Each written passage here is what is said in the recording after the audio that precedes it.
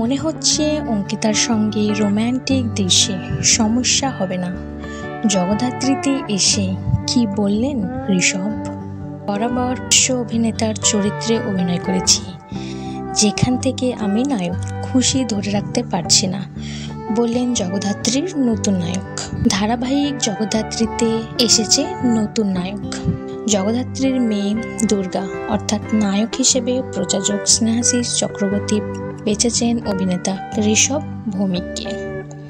ধারাবাহিকে জগদ্ধাত্রী এবং দুর্গা এই দুই চরিত্রে অভিনয় করছেন অভিনেত্রী অঙ্কিতা মল্লিক, অর্থাৎ এক নায়িকার দুটি নায়ক। প্রশ্ন করতেই হেসে ফেলেছেন প্রযোজক। স্নেহাশিস জানিয়েছেন বিষয়টি সেই রকমই। তারপরও বলেন অনেক ছবি জমা পড়েছে, তার মধ্য থেকে ঋষভকে পছন্দ, বেশ মিষ্টি দেখতে। প্রযোজক অসনে বিশ্বাসী নন। একটি সংলাপ পড়তে দিয়েছিলাম, দেখলাম ভাব প্রকাশভঙ্গি আর কাউকেই দেখেননি। স্নেহাশিস যখন তার দ্বিতীয় নায়কের প্রশংসায় পঞ্চমুখ, তখন ঋষভ কি পড়লেন? তিনি তখন অভিনয়ে ডুবে। সব একদিকে ছোট পর্দায় দেখানো হচ্ছে তাকে। শুটিং থেকে অবসর মিলতেই কথা বললেন তিনিও। নায়িকা হিসেবে জগদ্ধাত্রীকে বেশ পছন্দ। ভাবতে একটু সময় নিল না, বললেন আমার মেয়েকেই পছন্দ।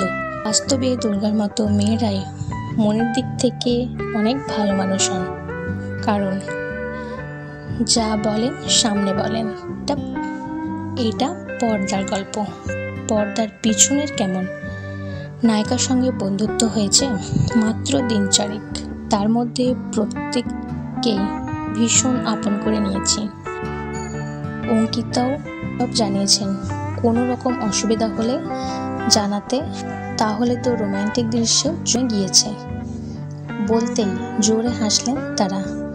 ঋষভের মতে আমি এখানে শিল্পী মনের মানুষ, গান বাজনা নিয়ে থাকি, আপাতত সেরকম দৃশ্যে ক্যামেরাবন্দি হচ্ছি।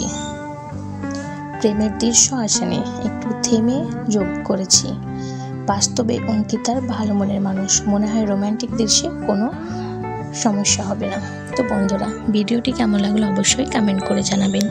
ভালো লাগলে লাইক করবেন, চ্যানেলটি সাবস্ক্রাইব করে পাশে থাকবেন।